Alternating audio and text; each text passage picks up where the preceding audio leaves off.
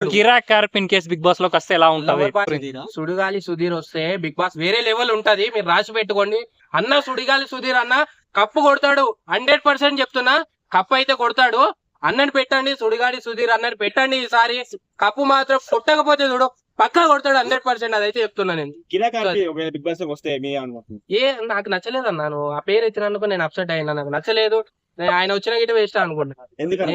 ఎందుకంటే ఇక ఆడేవాళ్ళ గురించి చెప్పాలి కానీ ఆడవాళ్ళ గురించి చెప్పొద్దు అంటున్నా. ఎందుకంటే ఆయన ఆడతాడు. ఎవరు మన అన్న ఆడతాడు.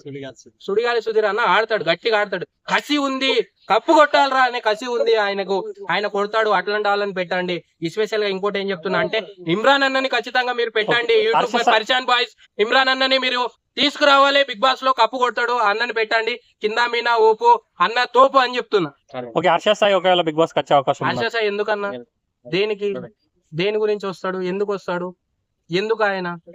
ఇక్కడ ఉన్న వాళ్ళ గురించి చెప్పండి అంటే పెద్ద పెద్ద వాళ్ళ గురించే చెప్తున్నారు కానీ ఇక్కడ చిన్న ఉన్న వాళ్ళని, కింది స్థాయి వాళ్ళని గుర్తించండి, వాళ్ళకి అవకాశాలు ఇవ్వండి అని చెప్తే మీరు పెద్ద పెద్ద వాళ్ళు హర్ష సాయి కావాలి, వాళ్ళు కావాలి, హీరోలు కావాలి, యాక్టర్స్ కావాలి, లేకపోతే సీరియల్లో ఉన్న వాళ్ళు కావాలి. వీళ్ళు కాదన్న మనకు కావాల్సింది.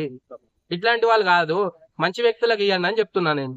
జబర్దస్త్ నుంచి నేను ఎవరు అనుకుంటా అంటే రోజాకి వస్తుందేమో అనుకుంటున్నా. సో చెప్పలేము, రోజాక్క రావచ్చు అనుకుంటా. ఎందుకంటే ఆమెకు బాగా ఎక్స్పీరియన్స్ ఉంది కదా.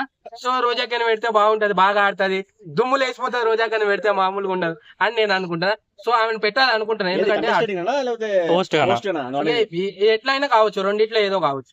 కంటెస్టెంట్ గా రావాలనుకుంటున్నారు ఒకవేళ. ఇక చెప్పలేము, ఇక ఎట్లిస్తే అట్లా ఆడుతుంది ఆమె గిట. సో ఆమె వస్తే బాగుండదు అనుకుంటా.